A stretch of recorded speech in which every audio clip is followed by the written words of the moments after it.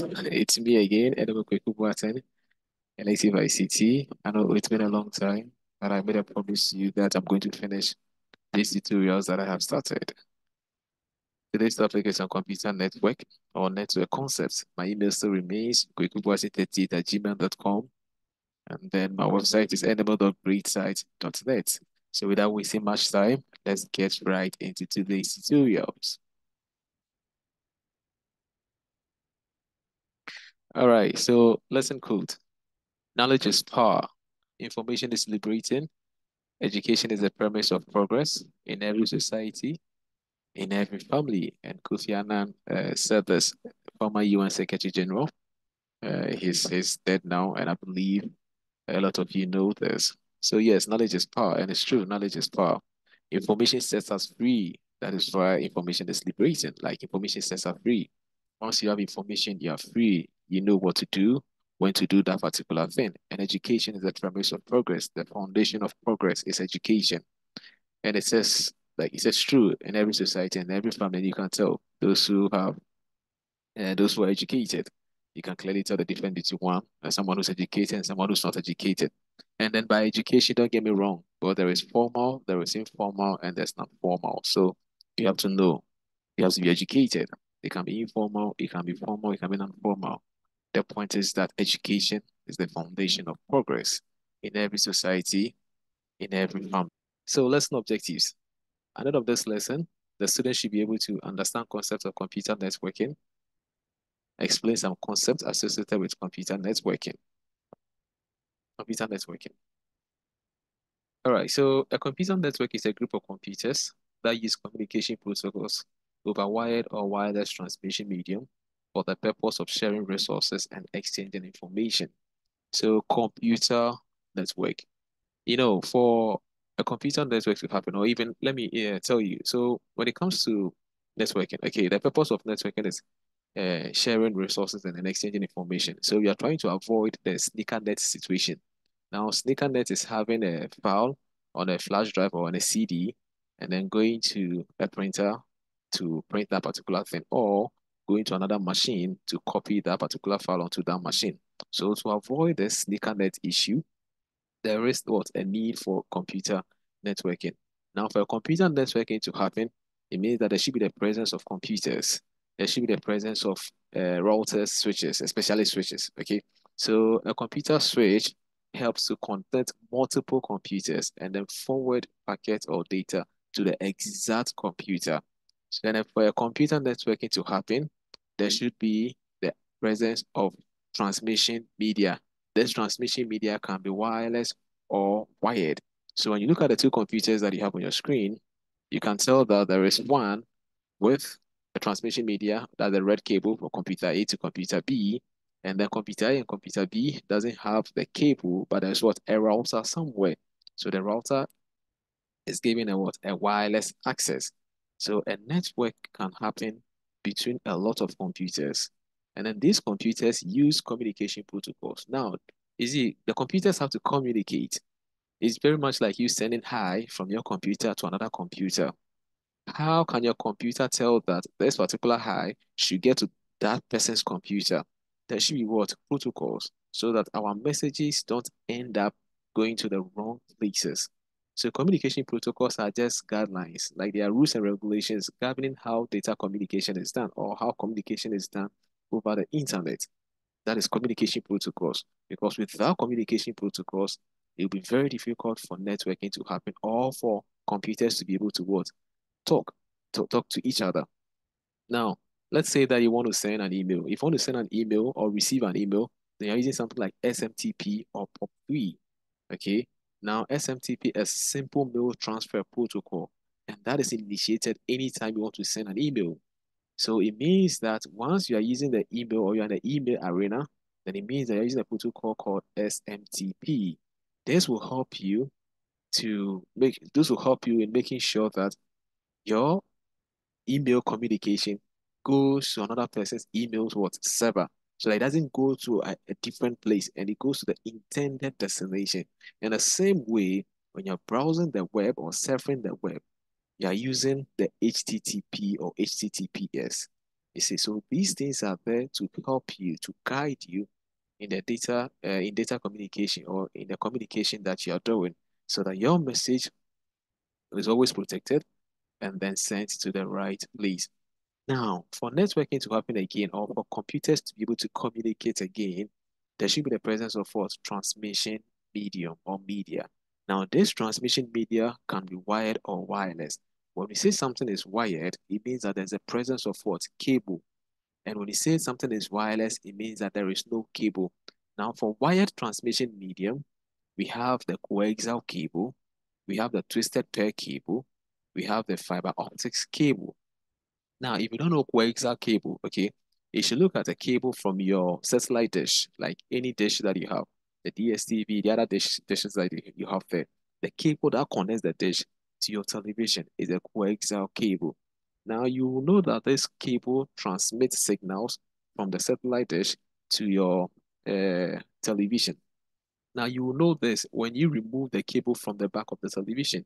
Once you remove the cable from the back of the television, it tells you that no signals. You see, so the cable is a transmission what? Medium. Now, what we mean by transmission medium is that it's a channel, okay, it's a pathway through which data or signals move from the sender's device to the receiver's device or the recipient's device. You see, so when I send a message to you, the message goes in the form of what? Signals, zeros and ones. Now, for the message to reach where you are, the message has to go through something. That something is what we call transmission media. Now, that something can also be wired or wireless. Now, if it is wireless, then it means that there is no cable. And wireless, you are looking at Wi-Fi, you are looking at Bluetooth, you are looking at infrared. Okay, so now when you say while you see there are times that you see you have something on your mobile phone, and then your friend asks you to send that particular thing to him or her.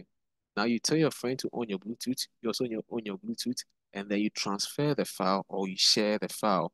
Once you do this, networking has been what? Done. But you can tell that you didn't use cable. So the mere fact that you didn't use cable, however, you were able to communicate with your phone, with your friend's phone by sharing the resource. We say that we use what? A wireless transmission medium. And that particular wireless transmission medium that he used is what? Bluetooth. So the purpose of networking is to share resources and then exchange information. Now let's look at explaining some few concepts in networking. Now repeater. So repeater is a networking device that receives signal and retransmits it over a long distance so that the signal strength remains equal. You and I know that for when it comes to Wi-Fi or wireless connection, they are limited. Limited in the sense that they have a range that they can cover. So let's say that you are in a very big building or in a very big environment, and then your Wi-Fi access has a range. It means that it can cover the entire campus or the entire environment or the entire organization. Now, the good thing to do is to add a device called a repeater. Now, where the network signal decreases, attenuation happens, okay? Where the network signal decreases, you can set the repeater in between, as in where the point where the network signal decreases, so that the repeater will pick that signal and then retransmit it to cover the places that the original Wi-Fi signal wouldn't have was covered. So that is the essence of what repeater. Now this will allow other devices to automatically to connect to it. So repeater is a networking device. It receives the signal and then retransmits it over a long distance so that the signal strength remains equal. Now, wireless access point. Wireless access point is a networking device that allows wireless devices to connect to a wired network. Now, the main difference between a repeater and a wireless access point is that with a repeater, it doesn't necessarily connect people to a network. It just retransmits the signal that it receives so that it will cover a very large area or distance. But with a with a wireless access point, yes, it receives signals. It also makes sure that it's covering a range. But the main job for a wireless access point is to allow wireless devices to connect to a wired network. So what do you mean by that? So let's say that you have a local area network, okay, a LAN. Now, it means that there's a server somewhere, there's a switch, and the computers are connected to each other through the switch. Now, with a local area network, with the computers connected, you see you have cables, usually the twisted pair cable, connecting one computer to the switch, another computer to the switch, and then the server to the switch, where all communications go through the server. Now, a server is a powerful computer that is with resources enough to respond to a client or request of a client. So you have a powerful computer there that responds to the request that you give it or you ask it. So that is a server. Now with all these connections done, okay, they are local, like as in their local area. So you have cables. But you see, you have people with laptops, you have people with mobile phones. Do you get that? And then these people with mobile phones and laptops should be able to connect to the network so that they can also print or they can also what share resources. But because they don't have the cable capabilities, there is a need to use something called wireless access point. So with a wireless access point, those on laptops, those on mobile phones can also join the same network so that whatever is being shared, they will also what receive it, even though they don't have what a cable. So that is a sense of the wireless access point. So it's a networking device that allows wireless devices to connect to a wired network. The network bridge. A network bridge is a networking device that connects multiple network segments or LANs, that's local area networks, together, allowing them to communicate with each other. So again, in an organization, okay, you can have multiple local area networks. Okay, so you can have a local area network. Let's say the organization is very big. You can have a local area network at one side. You can have another local area network at a different place, but within the same organization you can have another local area network at a different place. So it means that you have three different local area networks. Now, with these three different local area networks, uh, network A, okay, cannot share information or resources with network B because it's also what different. And then network B, in the same vein, cannot share resources with network C. In the same vein, network C cannot share resources with network what? A. Now, the computers that can share the network are computers that are within or are connected to the same local area network. So the computers in network A will be the computers that can share the resources among themselves. Computers network B will be the computers that can share the resources among themselves. And computers in network C will be the computers that can share resources among themselves. What it means is that com let's computer network A and network B cannot share resources. You get that? And then what it means again is that network C and network A cannot share resources. What it means again is that network C and network B cannot share resources. You see, now to avoid this problem, for network A to be able to share resources with network B, and for network A to be able to share resources with network C, and for network B to be able to share network with resources with network C, you have to introduce something called bridge. Now, Bridge will put together this small networks, okay? Network A is a small local area network. Network B is also a small local area network. So this bridge will put them together as one big network. So when it puts them together as one big network, they will no longer be network A, network B, network C. All of them have become one big network, meaning they can share resources amongst themselves. So the computers in network A can share resources in network A. In the same vein, they can share net resources with those in network B as well, because something has put them together. And that something is what we call a network bridge. So a network bridge is a networking device that connect multiple network segments or LANs, local area networks together, allowing them to communicate with each other. Now, a gateway. So a gateway is a networking device or software component that serves as an interface or connection point between two different networks. It acts as a bridge between networks that use different protocols or have different addressing schemes. The term gateway is often used interchangeably with router in certain contexts. Now, this is what we are saying as gateway.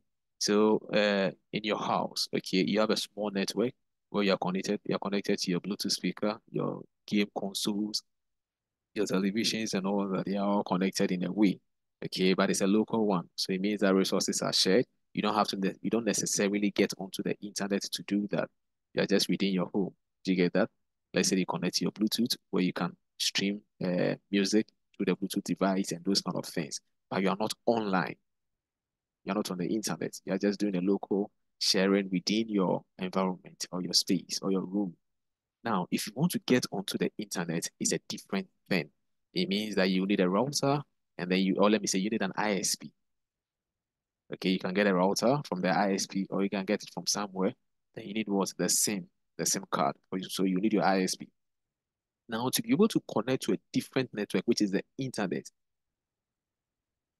you need what? That device. And that device is what? The gateway. Because you have your network separately, and then the internet is also a network. It's a separate network. It's a wide area network. So it's a separate network.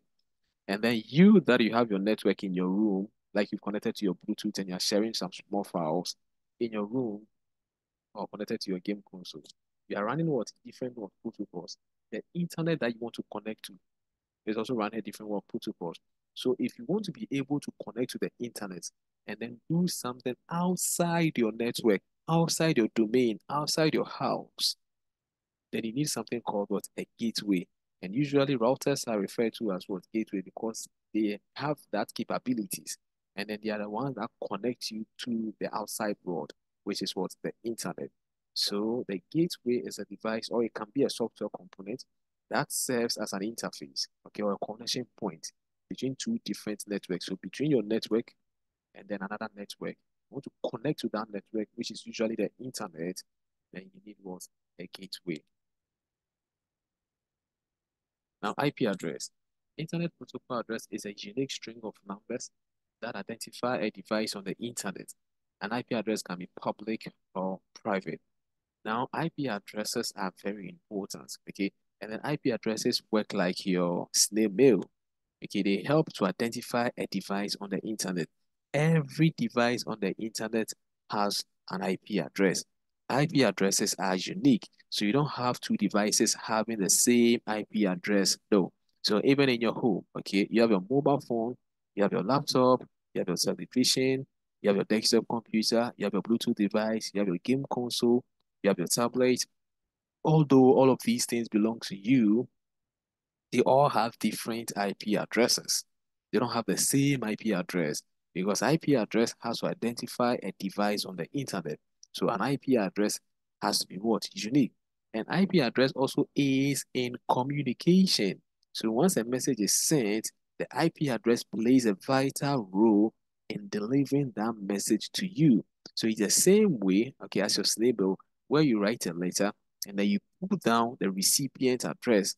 Now, when the recipient address is wrong, it means that the letter will go to a wrong place. When the recipient address is not unique, it's not special, it means that a lot of people can receive that same letter. So when you bring in your snail analogy, then you will understand that IP address is very important, and then IP addresses have to be what? Protected at all costs. Now, an IP address can be a public, which is a public one, which is usually given to by your ISP. An IP address can be what? Private. Now, the public ones are limited. Okay, but I'll have a whole tutorial on IP addresses and then explain further with the subnetting and those kind of things. All right, so an example of an IP address, you have 192.158.1.24. Now, network address translation.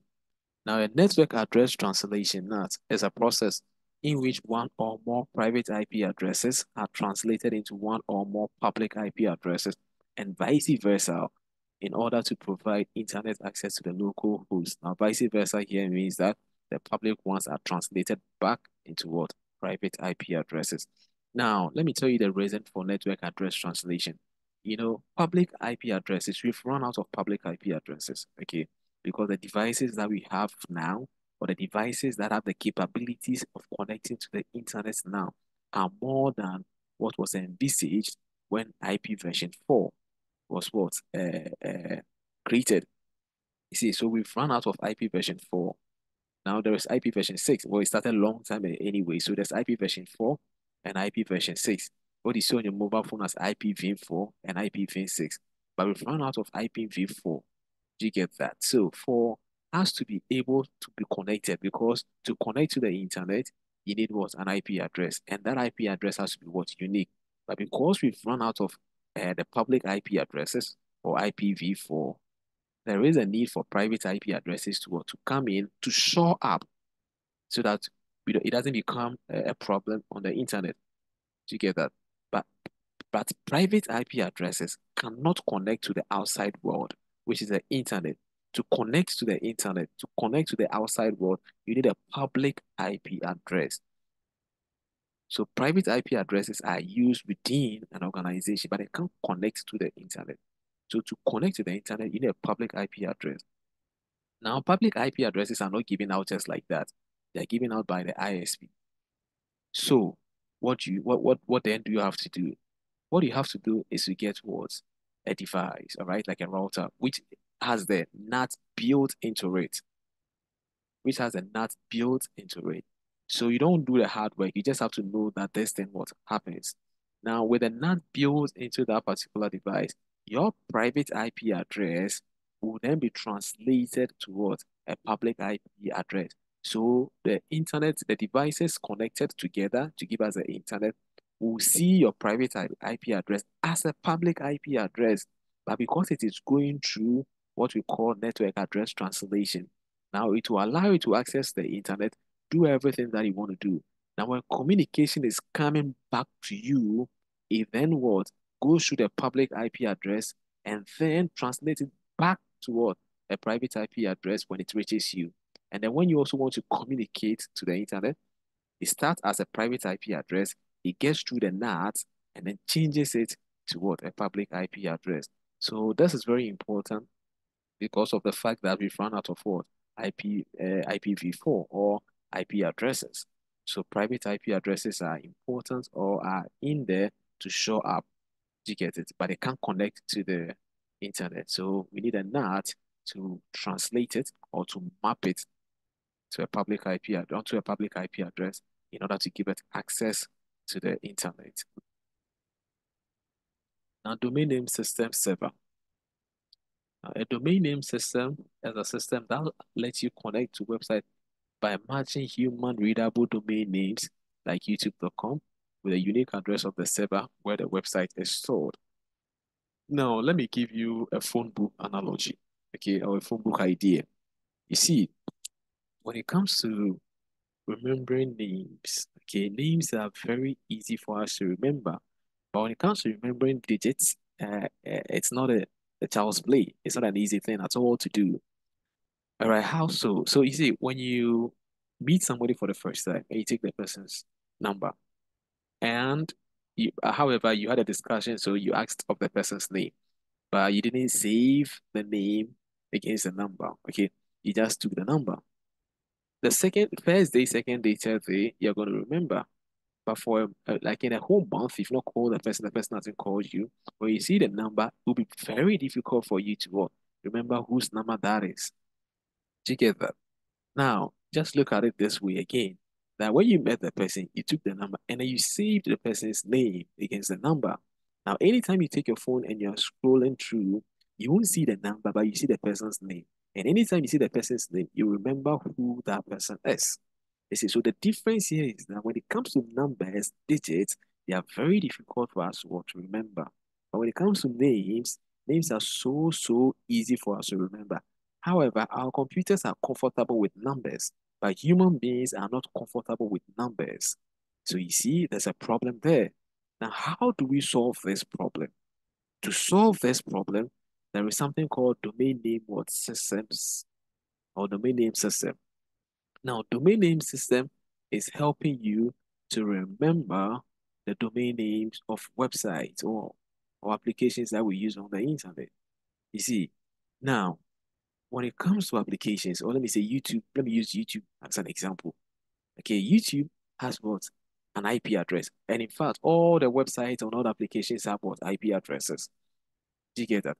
Now, for us to use YouTube IP address, is something that will never happen. Like we are even going to go mad.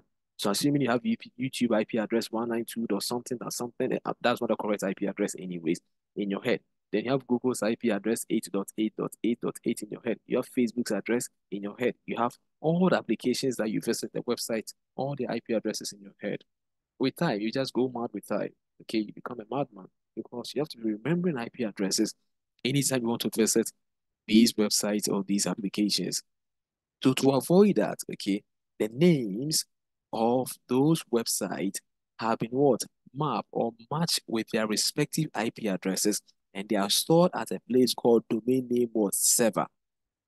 So when you hit youtube.com, that is a domain name, that is the name of what? The organization, that's YouTube. You get that? But the computer has it as what? Numbers, which is IP address. But because we cannot remember the numbers or the IP addresses, we type into what? YouTube.com. So once we type in youtube.com, a request is initiated by going to the domain name what server and then looking for what youtube.com and matching it to its IP address. So once youtube.com IP address is found, it is then what given back to you as well, the feedback, and that is where YouTube what opens for you. So domain name system is basically allowing you to connect to websites by matching human readable names, okay, with unique addresses or IP addresses of the server where the website is what stored. Because without them, it will be very difficult. I mean, impossible to point to websites and other applications because we can't keep all of these numbers belonging to all the websites that we have in the world in our head. So domain names are very important to help us to match the human readable names to the IP addresses stored in the domain name server. Now switch. A switch is a central node that coordinates the flow of data by sending messages directly between sender and receiver nodes. A hub previously filled this purpose by sending a receive message to all connected nodes rather than just the intended node. Now hubs are no longer in use. Switches have replaced hubs. Now the problem with hubs were working perfectly fine, but they had a very strong problem or a very big problem in that it doesn't care. It just forwards the message to all devices connected. Okay, now a computer on the network is called node, or devices on the network is called node. So it just forwards the message that it has received to all the nodes connected.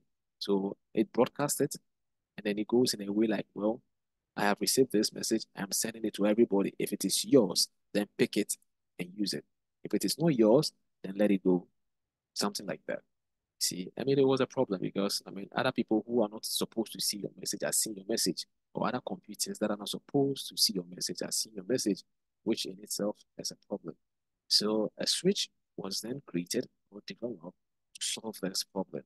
And that is why we say that switches are more intelligent than what hubs. Now, a switch is just a central node, okay? Now, a switch coordinate, it helps in the flow of data.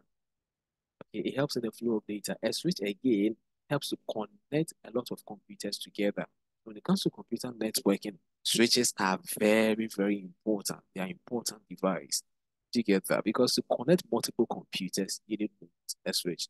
So let's say an organization with about 100 computers, you definitely need a switch to connect all of these computers together. The number of switches depend on what you are doing, but yes, you definitely need a switch to connect all of these computers together. So a switch will help to connect multiple computers to create what's a network.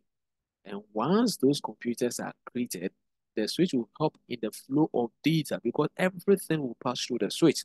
So if computer A wants to send a message to computer B, it has to go through the switch. So it goes through the switch, and then the switch will deliver it right to computer B without going to computer C or computer D. In the same vein, a switch also helps to broadcast what? Internet access. So when you connect your router to a switch, all the computers connected to that switch will have what? Internet. So switches are very important when it comes to computer networking. Now there's a router. Now, a router is a node that forwards or routes data packets from one network to their destination in another network. So a router inspects a given data packet's destination, IP address, calculate the best way for it to reach its destination, and then forward it accordingly. So like its name, route, okay? Finding a way for your packet or your data or your communication to get to the intended destination. That is router, okay? Router has to find a path, the fastest path possible to move that communication. So again, let me say that you've sent hi, okay? Now in between your mobile phone or your desktop computer and then the destination's desktop computer or mobile phone, there are a lot of other computers connected together. Now it is the job of the router to find the shortest way possible to move that hi from your computer to your destination's computer or to the intended device's computer. So that is the job of the router.